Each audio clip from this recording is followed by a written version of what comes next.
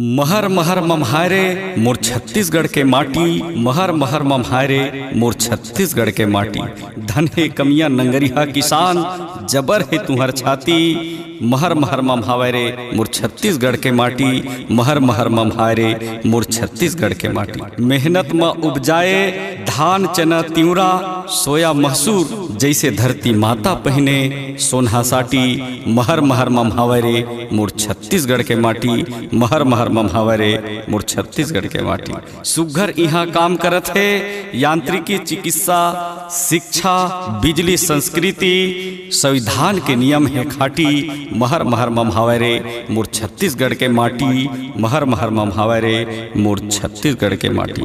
यहाँ मनाथन सुघर तिहार, हरेली, देवारी, होरी, ईद, क्रिसमस, संत कबीरदास, संत रविदास, गुरु नानक जयंती, गुरु घासीदास बाबा के जयंती। भक्ति भाव में धड़क थे सबों के छाती। महर महर मम्हारे मोर छत्तीसगढ़ के माटी, महर महर मम्हारे मोर छत्तीसगढ़ के माटी।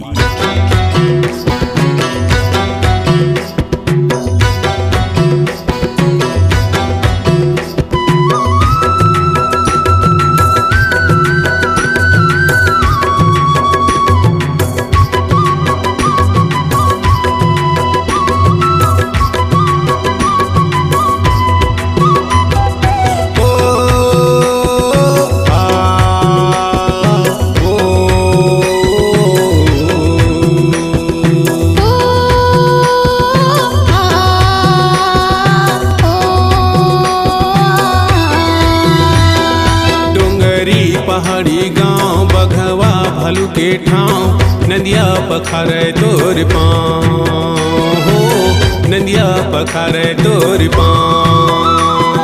डोंगरी पहाड़ी गांव बघवा भालू के ठाव, नदिया पखारे तोर पाँव हो, नदिया पखारे तोर पाँव। डोंगरी पहाड़ी गांव बघवा भलू के ठाव, नदिया पखारे तोर पाँव हो, नदिया पखारे तोर पाँव। हो गुरु बाबा जिहाँ बनाए तैह धाम, हो गुरु बाबा जिहाँ बनाए तैह धाम, हो गुरु बाबा जिहाँ बनाए तैह धाम, हो गुरु बाबा जिहाँ बनाए तैह धाम।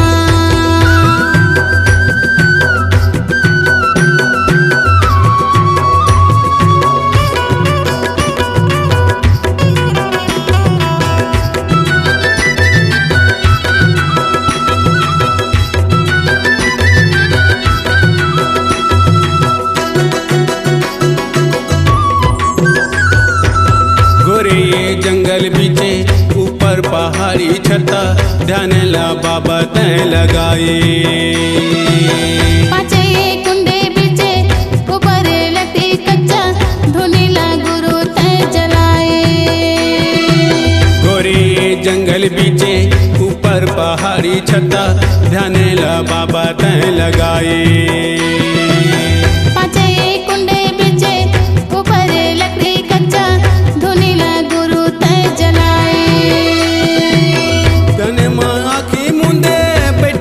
पालती मोरे ध्यान माँ आखी मुंदे बैठे तय पालती मोरे, जपत रहे सतनामी। हो गुरु घासी संतो पुकारे तोर नावी, हे गुरु घासी संतो पुकारे तोर नावी, हे गुरु घासी संतो पुकारे तोर नावी, हो गुरु घासी संतो पुकारे तोर नावी।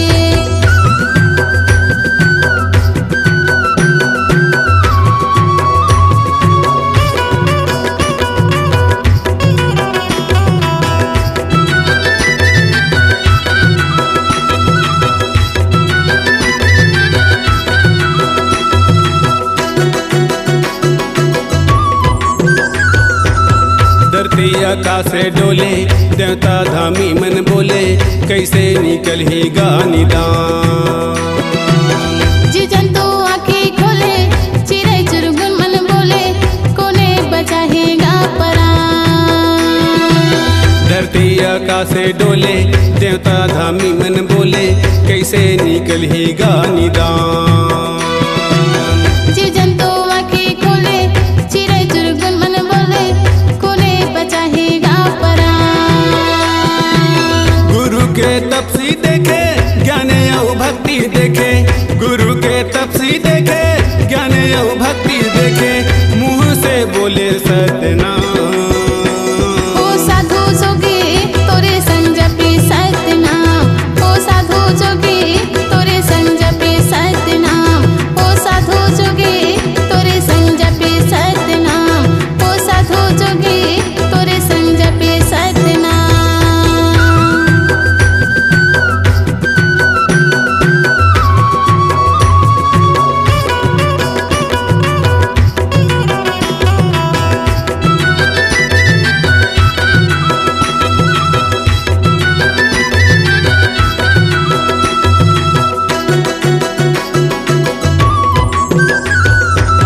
देवदानो मन बोले आजा पुरस मोरे, जगत के कर लेगा उबार। प्रगट पुरुष बोले संत के अमृत बोले, अमर हो जाए सतनाम। देवदानो मन बोले आजा पुरस मोरे, जगत के कर लेगा उबार। प्रगट पुरुष बोले सत्य के अमृत घोले, अमर हो जाए सतनाम। गुरु के शक्ति देखे ज्ञान और भक्ति देखे, गुरु के शक्ति देखे ज्ञान और भक्ति देखे, मुँह से बोले सतनामी। ओ गुरु बाबा जी हाँ बनाए तय धामे, ओ गुरु बाबा जी हाँ बनाए तय धामे, ओ गुरु बाबा जी हाँ बनाए तय धामे, ओ गुरु बाबा जी हाँ बनाए तय धामे। डोंगरी पहाड़ी गांव बघवा भलू के ठाव, नदिया पखारे तोर पाँव हो, नदिया पखारे तोर पाँव। डोंगरी पहाड़ी गाँव बघवा भालू के ठाव, नदिया पखारे तोर पाँव, नदिया पखारे तोर पाँव। डोंगरी पहाड़ी गांव बघवा भलू के ठाव, नदिया पखारे तोर पाँव हो, नदिया पखारे तोर ओ पाँव। गुरु बाबा जी हाँ बनाए तय धाम, ओ गुरु बाबा जी हाँ बनाए तह धाम, ओ गुरु बाबा जी हाँ बनाए तय धाम, ओ गुरु बाबा जी हाँ बनाए तह धाम, ओ गुरु बाबा जी हाँ बनाए तय धाम। ओ गुरु बाबा जी हाँ बनाए तह धाम। प्रातः स्मरणीय विश्व वंदनीय जगतगुरु गुरु घासीदास बाबा के संदेशों को मानव कल्याण हेतु सतज्ञान अमृत धारा लोक रंगमंच के सुप्रसिद्ध गायक व रचनाकार पंडित मोतीलाल घृतलहरे व गायिका कुमारी रितु चेलक के सुमधुर स्वर में डॉक्टर ललित सतनामी जी की प्रेरणा प्रस्तुत है। प्रोग्राम हेतु संपर्क करें 9826209137। आपकी आवाज ही आपकी पहचान है। यदि आप अपनी आवाज को एक नया आयाम देना चाहते हैं तो चले आइए मल्टी ट्रैक डिजिटल रिकॉर्डिंग के लिए AVM audio video studio Khamtarai Raipur. Mobile number 9301523929 और 7869646201। यदि आप नए एवं पुराने गीत सुनना चाहते हैं तो avmgana.com में जाकर गाना फ्री डाउनलोड करें और YouTube चैनल में AVM गाना और KK कैसेट्स को सब्सक्राइब करें।